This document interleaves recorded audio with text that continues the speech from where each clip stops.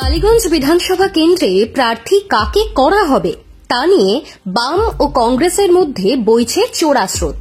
গত দুবারের বিধানসভা নির্বাচনের মতো এই উপনির্বাচনেও নদিয়ার ওই আসন থেকে লড়াই করতে চাইছে কংগ্রেস।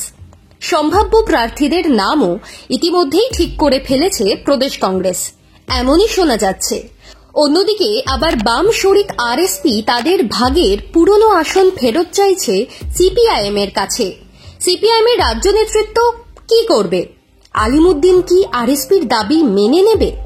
শোনা যাচ্ছে আরএসপির দাবি মানতে বিশেষ আগ্রহী নয় সিপিআইএম, তারা বরং সিপিএম এর প্রতীকে প্রার্থী দেওয়ার পক্ষে।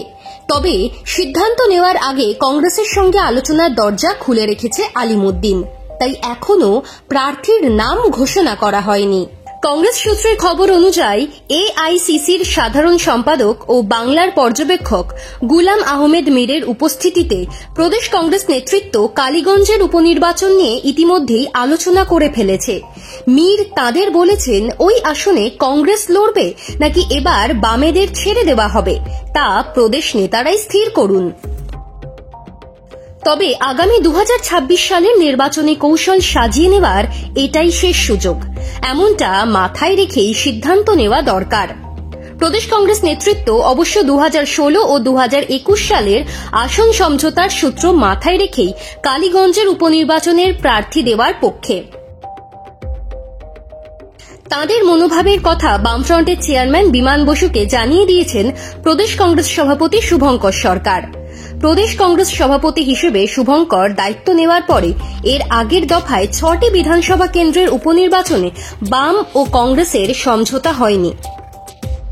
লড়াই করেও শোচনীয় ফল করেছিল সিপিআইএম তার শরিকরা।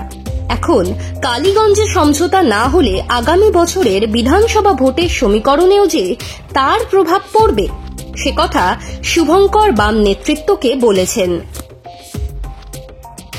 একই অঙ্ক মাথায় রাখছেন সিপিএম এর রাজ্য নেতৃত্ব। কংগ্রেসের পাশাপাশি বাম শরিক দল আরএসপি ফরওয়ার্ড ব্লকও এই পরিস্থিতিতে বুধবার সন্ধ্যায় বামফ্রন্টের বৈঠকে গোটা বিষয়টি আলোচনা হয়েছে। উপনির্বাচন ঘোষণা হওয়ার পরে নদিয়া জেলা বামফ্রন্টের আসনে দাবি পেশ করা হয়েছিল আরএসপির জেলা নেতৃত্বের তরফে। এরপরে আরএসপির রাজ্য সম্পাদক তপন হোর এদিন এই মর্মে চিঠি দিয়েছেন বামফ্রন্টের চেয়ারম্যান বিমান বসুকে, তেমনই খবর মিডিয়ার। চিঠিতে আরএসপি জানিয়েছে 2011 সাল পর্যন্ত নদিয়া জেলার ওই আসনে তারাই প্রতিদ্বন্দ্বিতা করে এসেছে।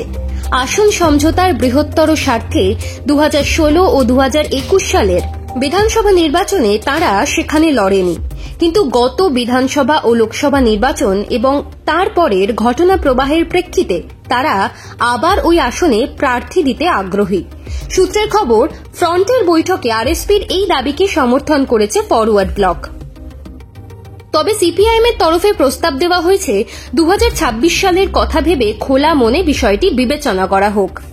গত দুবারের সূত্র মেনে কালীগঞ্জ কংগ্রেসকে ছেড়ে দেওয়া যেতে পারে, আর যদি বামফ্রন্ট ঠিক করে কংগ্রেসের সাহায্য ছাড়া তারা নিজেরাই ভবিষ্যতেও লড়বে, তাহলে আরএসপিকে তাদের পুরনো আসন ফিরিয়ে দেওয়া হোক, কারণ কংগ্রেসকে দেওয়ার জন্য তাদের হাত থেকে আসনটি নেওয়া হয়েছিল। এবার কি করা হবে তা আলোচনা করেই ঠিক করতে চাইছে আলিমুদ্দিন।